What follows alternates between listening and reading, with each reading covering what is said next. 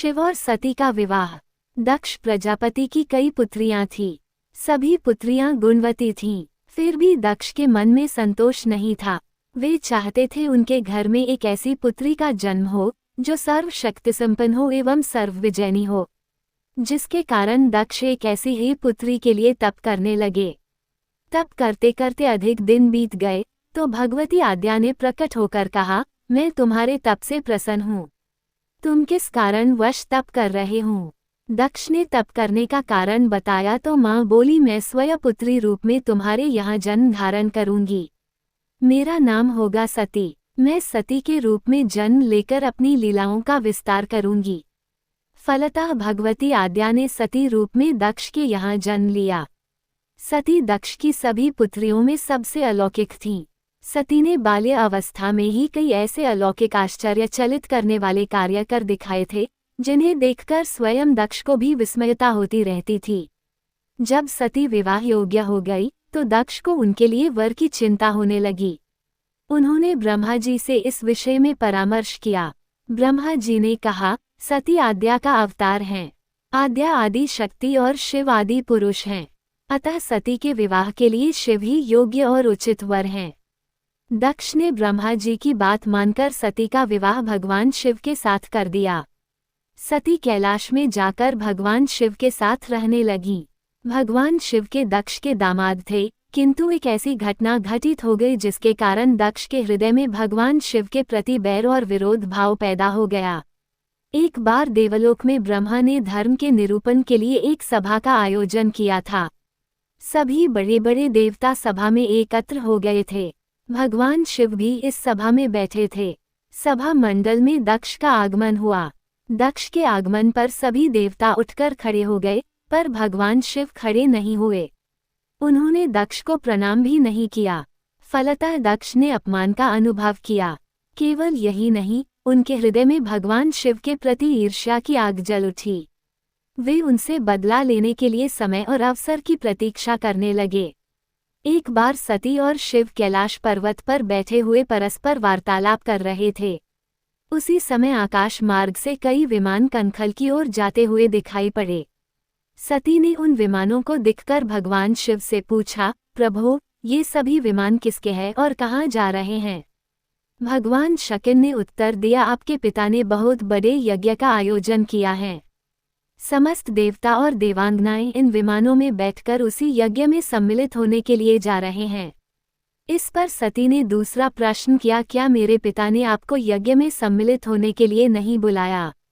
भगवान शंकर ने उत्तर दिया, आपके पिता मुझसे बैर रखते हैं, फिर वे मुझे क्यों बुलाने लगे? सती मन ही मन सोचने लगी, फिर बोली, यज्ञ के इस अवसर पर अवश्य मेरी सभी बहनें आएंगी। उनसे मिले हुए बहुत दिन हो गए। यदि आपकी अनुमति हो तो मैं भी अपने पिता के घर जाना चाहती हूँ। यज्ञ में सम्मिलित हो लूंगी और बहनों से भी मिलने का सुअवसर मिलेगा। भगवान शिव ने उत्तर दिया, इस समय वहां जाना उचित नहीं होगा। आपके पिता मुझसे जलते हैं, हो सकता है वे आपका भी अपमान करें। बिना बुलाए किसी के घर जाना उचित नहीं होता है। इस पर सती ने प्रश्न किया, ऐसा क्यों? भगवान शिव ने उत्तर दिया, विवाहिता लड़की को बिना बुलाए पिता के घर नहीं जाना चाहिए, क्योंकि विवाह हो जाने पर लड़की अपने पति की हो जाती है। पिता के घर से उसका संबंध टूट जाता है। लेकिन सती पीहर जाने के लिए हठ करती रहीं, अपनी बात बार बार दोहराती रहीं। उनकी इच्छा देखकर भगवान शिव ने पीहर जाने की अनुमति दे दी। उनके साथ अपना एक गण भी साथ में भेज दिया। उस गण का नाम वीरभद्र था। सती वीरभद्र के साथ अपने पिता के घर गईं। घर में सती से किसी ने भी प्रेमपूर्वक वार्तालाप नहीं किया। दक्ष ने उन्हें देखकर कहा, तुम क्या यहाँ मेरा अपमान कराने आए हो? अपनी बहनों को तो देखो, वे किस प्रकार भांति भांति के अलंकारों और सुंदर वस्त्रों से सुसज्जित हैं। तुम्हारे शरीर पर मात्र बाघंबर हैं। तुम्हारा पति श्मशानवासी और भूतों का नायक है। वो तुम्हें बाघंबर छोड़कर और पहना ही क्या सकता है? दक्ष के कथन से सती के हृदय में पश्चाताप का सागर उमड़ पड़ा। वे सोचने लगी, उन्होंने यहाँ आकर अच्छा नहीं किया। भगवान ठीक ही कह रहे थे, बिना बुलाए पिता के घर भी नहीं जाना चाहिए। पर अब क्या हो सकता है? अब तो आ ही गई हूँ। पिता के कटु और अपमानजनक शब्द सुनकर भी सती मौन रहीं। वे उस यज्ञमंडल में गईं जहां सभी देवता और ऋषि मुनि बैठे थे तथा यज्ञकुंड में धू धू करती जलती हुई अग्नि में आहुतियां डाली जा रही थीं। सती ने यज्ञमंडप में सभी देवताओं के तो भाग देखे, किंतु भगवान शिव का भाग नहीं देखा। वे भगवान शिव का भाग न देखकर अपने पिता से बोली, पितृश्रेष्ठ यज्ञ में तो सबके भाग दिखाई पड़ रहे हैं, किंतु कैलाशपति का भाग नहीं है। आपने उनका भाग क्यों नहीं रखा? दक्ष ने गर्व से उत्तर दिया, मैं तुम्हारे पति शिव को देवता नहीं समझता। वो तो भूतों का स्वामी, नग्न रहने वाला और हड्डियों की माला धारण करने वाला है। वह देवताओं की पंक्ति में बैठने योग्य नहीं है। उसे कौन भाग देगा? सती के नेत्र लाल हो उठे, उनकी भौहें कुटिल हो गईं। उनका मुखमंडल प्रलय के सूर्य की भांति तेजोदीप्त हो उठा। उन्होंने पीड़ा से तिलमिलाते हुए कहा, ओह, मैं इन शब्दों को कैसे सुन रही हूँ, मुझे धिक्कार है। देवताओं, तुम्हें भी धिक्कार है। तुम भी उन कैलाशपति के लिए इन शब्दों को कैसे सुन रहे हो जो मंगल के प्रतीक हैं और जो क्षण मात्र में संपूर्ण सृष्टि को नष्ट करने की शक्ति रखते हैं। वे मेरे स्वामी हैं। नारी के लिए उसका पति ही स्वर्ग होता है।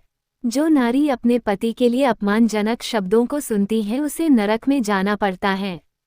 पृथ्वी सुनो, आकाश सुनो और देवताओं, तुम भी सुनो, मेरे पिता ने मेरे स्वामी का अपमान किया है। मैं अब एक क्षण भी जीवित रहना नहीं चाहती। सती अपने कथन को समाप्त करती हुई यज्ञ के कुंड में कूद पड़ी। जलती हुई आहुतियों के साथ उनका शरीर भी जलने लगा। यज्ञमंडप में खलबली पैदा हो गई, हाहाकार मच गया। देवता उठकर खड़े हो गए। वीरभद्र क्रोध से कांप उठे। वे उछल-उछलकर यज्ञ का विध्वंस करने लगे। यज्ञमंडप में भगदड़ मच गई। देवता और ऋषिमुनि भाग खड़े हुए। वीरभद्र ने देखते ही देखते दक्ष का मस्तक काटकर फेंक दिया। समाचार भगवान शिव के कानों में भी पड़ा। वे प्रचंड आंधी की भांति कनखल जा पहुँचे। सती के जले हुए शरीर को देखकर भगवान शिव ने अपने आप को भूल गए। सती के प्रेम और उनकी भक्ति ने शंकर के मन को व्याकुल कर दिया। उन शंकर के मन को व्याकुल कर दिया जिन्होंने काम पर भी विजय प्राप्त की थी और जो सारी सृष्टि को नष्ट करने की क्षमता रखते थे। वे सती के प्रेम में खो गए, बेसुध हो गए। भगवान शिव ने उन्मत्त की भांति सती के जले हुए शरीर को कंधे पर रख लिया। वे सभी दिशाओं में भ्रमण करने लगे। शिव और सती के इस अलौकिक प्रेम को देखकर पृथ्वी रुक गई, हवा रुक गई, जल का प्रवाह ठहर गया और रुक गईं देवताओं की सांसें। सृष्टि व्याकुल हो उठी। सृष्टि के प्राणी पुकारने लगे, पहिमाम पहिमाम। भयानक संकट उपस्थित देखकर सृष्टि के पालक भगवान विष्णु आगे बढ़े।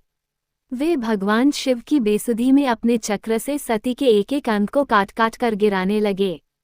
धरती पर 51 स्थानों में सती के अंग कट कर गिरे। जब सती के सारे अंग कटकर गिर गए तो भगवान शिव पुनः अपने आप में आए। जब वे अपने आप में आए तो पुनः सृष्टि के सारे कार्य चलने लगे। धरती पर जिन 51 स्थानों में सती के अंग कट कर गिरे थे, वही स्थान आज शक्ति के पीठ स्थान माने जाते हैं। आज भी उन स्थानों में सती का पूजन होता है, उपासना होती है।